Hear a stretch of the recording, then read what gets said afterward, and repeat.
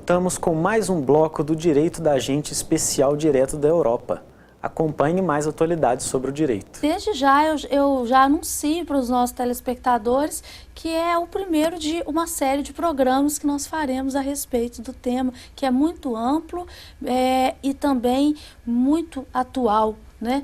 É um tema que ele se revisita ao sabor do tempo, né? É isso mesmo.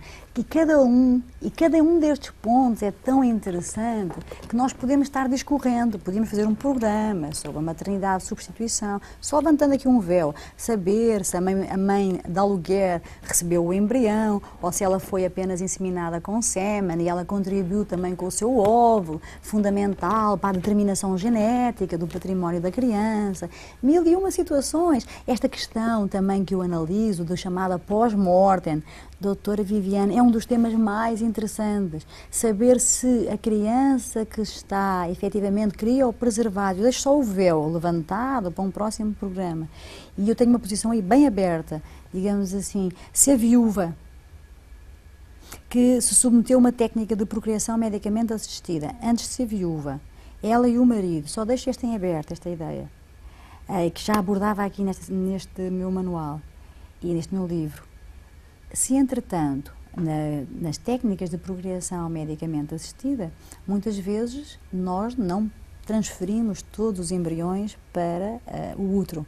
E vamos transferindo para evitar aquelas gravidezes de 4 ou 5 gêmeos. Então, vamos transferindo.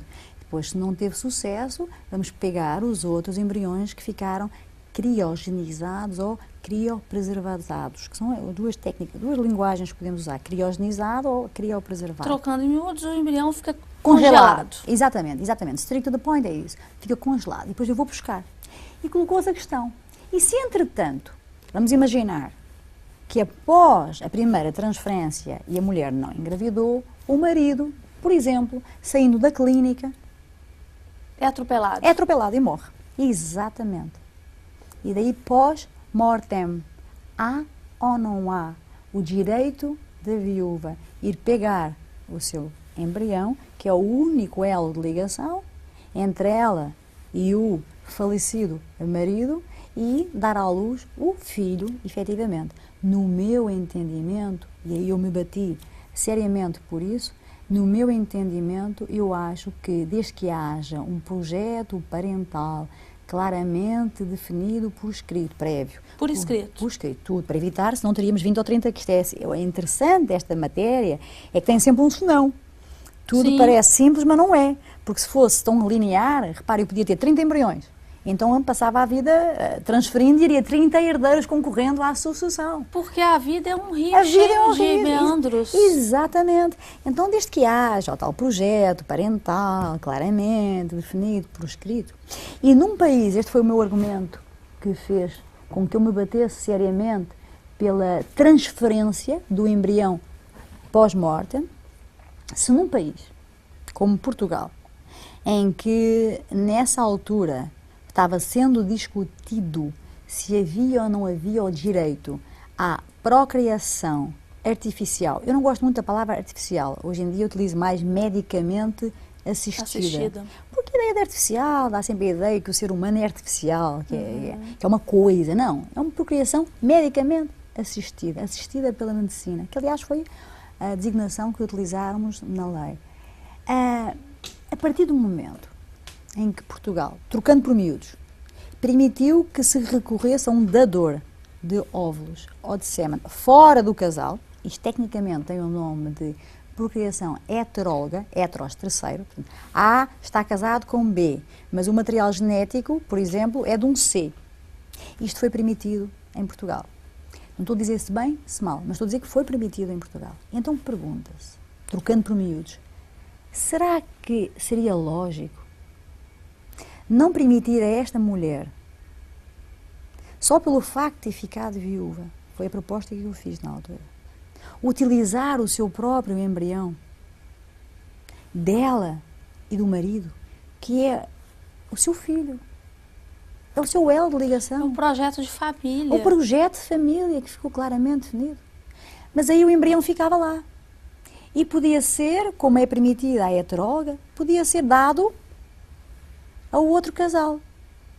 E ela, desde que casasse, novamente, porque a lei anteriormente só permitia às pessoas casadas, desde que ela casasse novamente, poderia pegar outro embrião, mas não podia pegar o seu próprio. Seu próprio. Hoje em dia é possível que uma mulher, independentemente do seu estado civil, isso foi muito recente, foi agora, que uma mulher, independentemente do seu estado civil, possa recorrer às técnicas de procriação medicamente assistida. Mas a procriação medicamente assistida heteróloga, felizmente, eu acho que foi ótimo, já desde o princípio da legislação, em 2006, permitiu que a viúva, nestes casos, desde que houvesse esse tal projeto parental, como a senhora está dizendo muito bem, claramente definido, etc., ela pudesse utilizar o seu embrião, que é filho dela e do marido, que teve uma fatalidade. Ninguém lhe passaria pela cabeça. Vamos imaginar que ela está na clínica, acabou de dar à luz, ninguém lhe passaria pela cabeça. Se o marido tivesse esse acidente que a doutora está referindo, foi vítima de atropelamento, que fôssemos matar o recém-nascido apenas porque o pai já faleceu. E por isso, aqui acho que foi um passo muito importante no direito português, quando em 2006 não permitiu a transferência de sêmen, mas, havendo um embrião, havendo, portanto, juridicamente o nascituro, ou seja, já está concebido e criogenizado, permitisse, naquelas Ou seja, já houve a junção de um material, do material genético de A, de B, o embrião, e o embrião, usando uma expressão coloquial, vingou. Já é embrião, já está pronto para ser transferido para um útero. E aqui tínhamos imensas questões jurídicas importantíssimas, porque há tutela jurídica jurídica. E aqui eu gostaria de render as nossas sinceras homenagens, que eu sei que a senhora é uma grande admiradora dele, ao professor Diogo Leite de Campos, né? Eu sou muito. É o professor dessa casa, né? É o professor da nossa casa, foi meu orientador da tese de mestrado, foi em Coimbra, foi meu orientador da tese de doutorado aqui na Autónoma. Eu fiz o doutorado aqui na Autónoma sob orientação do professor Diogo Leite de Campos eu rendo sempre as minhas homenagens publicamente ao professor Diogo Leite de Campos, que é um acérrimo defensor desta área, não da parte bioética propriamente dita, mas da dignidade do ser humano e da tutela do embrião, do nascituro.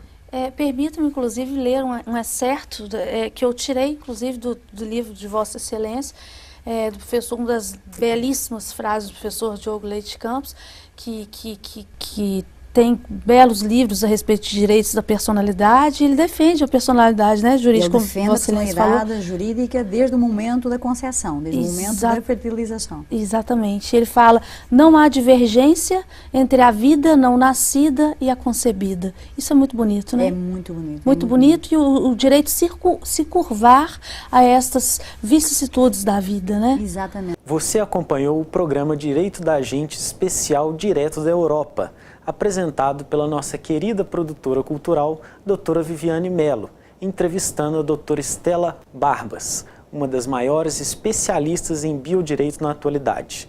Nos encontramos numa próxima oportunidade. Até lá!